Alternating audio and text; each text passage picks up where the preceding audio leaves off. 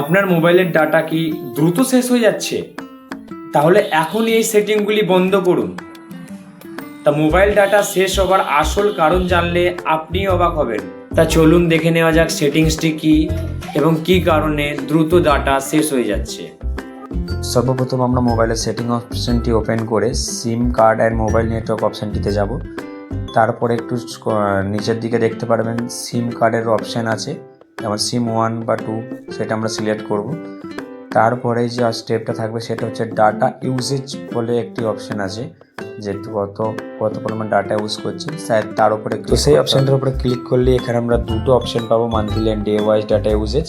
তো আমি day wise check করে নেবো। চেক করলে নিচে দেখা যাচ্ছে ইউটিউব, ফেসবুক, হটস্টার, যে অপশানগুলো আপনারা ইউজ করছেন সেই জিনিসগুলো এখানে দেখাবে। এবার তার উপরে ক্লিক করলে দেখতে পাবেন যে সমস্ত অ্যাপ্লিকেশনের ব্যাকগ্রাউন্ড ডেটা বলে যে অপশানটা আছে সেটা অন থাকার কারণে এই অ্যাপ্লিকেশনগুলি আমাদের মোবাইলে যে ডেটা হয় সেই ডেটাটা ইউজ করছে, সেই কারণেই মোবাইল ডাটা দ্রুত শেষ হয়ে যাচ্ছে। তা মোবাইলের ডাটা যদি আমরা বাঁচাতে চাই তাহলে প্রতিটি অ্যাপ্লিকেশনের ভেতরে গিয়ে ব্যাকগ্রাউন্ড ডাটা বলে যে অপশানটি অন আছে সেটা বন্ধ করে দিতে হবে।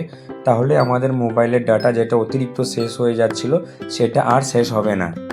তা বন্ধুরা, আলাদা আলাদা কোম্পানির মোবাইলে আলাদা আলাদা জায়গায় এই অপশানটি থাকতে পারে, তা কোনো অসুবিধা নেই। যার যে কোম্পানির মোবাইল হোক না কেন সেটা কমেন্টে আমাকে অবশ্যই বলবেন, আমি তাকে পার্সোনালি গাইড করে দেবো। তো মোবাইল ডাটা সেভ নিয়ে এটি হচ্ছে খুবই গুরুত্বপূর্ণ ভিডিও। তো যার এই সমস্যা হচ্ছে তাকে অবশ্যই ভিডিওটা শেয়ার করুন, কারণ তারও একটু হেল্প হয়ে যাবে। তা এরকমই ইনফরমেটিভ ভিডিও পাওয়ার জন্য চ্যানেলটি সাবস্ক্রাইব অবশ্যই করে রাখবেন।